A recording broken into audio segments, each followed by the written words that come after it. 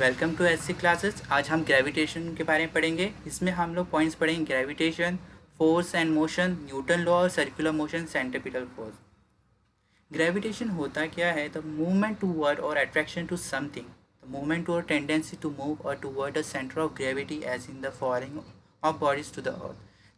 याद रखिए, कभी हम लोग जो अर्थ के ऊपर चलते हैं तो वो हमें अट्रैक्ट करती है। The movement toward attraction to something, वो हम पे अट्रैक्ट करती है। Why? Because of gravitational force. याद रखिए, फिर इन द ब्लैंक से पूछ सकते हैं कि ग्रेविटेशन की वैल्यू 9.8 होती है। याद रखिए 9.8। Next, force and motion.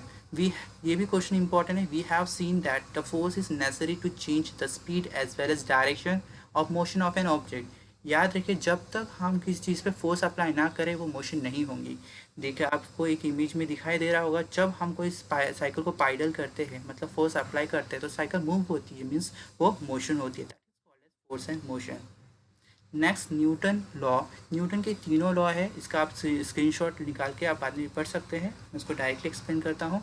Newton का फर्स्ट लॉ ने उसने बताया था, जब तक कोई चीज़ को मैं फोर्स अप्लाई ना करूँ वो अपने आप उस जगह से वो हिल नहीं सकती, वो मोशन नहीं हो सकती without the apply a that is called as Newton first law.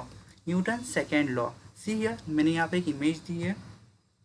न्यूटन के सेकेंड लॉ ऑफ मोशन में बताया एक्सेलरेट के बारे में। आप यहाँ पर इस बंदे को देख रहे होगे। इस बंदे यहाँ पर देखिए, जब वो बॉल उड़ा रहा है, आप application of Newton second law of motion में आप देख रहे हैं उसका बॉल। अभी यहाँ देखिए, वो बॉल बहुत हल्का है, मीन्स वॉट, उसका मास कम है। तो मास कम होने की वजह से उस पर फोर्स उसने अप्लाई किया तो उसमें एक्सेलरेट ज़्यादा होगा। अब देखिए, दूसरे इमेज में मैंने उस बॉल को मेटल का बॉल में कन्वर्ट किया, जिसकी वजह से उसका जितना भी वो फोर्स अप्लाई करे तो वो बॉल ज़्यादा हवा में नहीं उड़ पाएगा, बिकॉज द मास उसका ज़्यादा है। That is second law of motion. Third law of motion, action and reaction, means what, जो हमने बॉल में जो फोर्स अप्लाई की वही फोर्स हमें वापस मिलता है, उसे हम थर्ड लॉ ऑफ मोशन बोलते हैं। इसका एग्जांपल है बॉल का। जब हम बॉल को अपनी उसी स्पीड में फोर्स से अप्लाई करते हैं, कोई दीवार पे मारते, उतनी स्पीड में वो वापस भी आती है। तो न्यूटन ने तीनों लॉ को ऐसे एक्सप्लेन किया है। अब next, circular motion and centripetal force. ये 2 मार्क का क्वेश्चन है, पूछ सकता है डिफाइन अ सेंट्रीपिटल फोर्स। अब सबसे पहले इसका नाम सेंट्रीपिटल फोर्स ही क्यों रखा गया? सी हियर, सेंटर मतलब बीच का, पेटल मतलब उसमें निकलने वाला, और उसमें से जो निकलता है वो फोर्स है। That is called a centripetal force.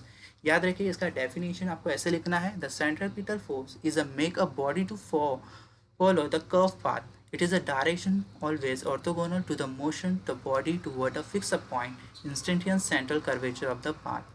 जब वो बॉडी को एक कर्वेचर में रखेगा और वो बॉल को घुमाएगा तो इसकी वजह से क्या होगा? सेंट्रीपिटल फोर्स रिएक्ट करेगी। Thank you for watching my video and don't forget to like, comment, share, subscribe to my channel. Thank you. इसका पार्ट 2 बहुत जल्दी आएगा, इसके लिए सब्सक्राइब करें। Thank you.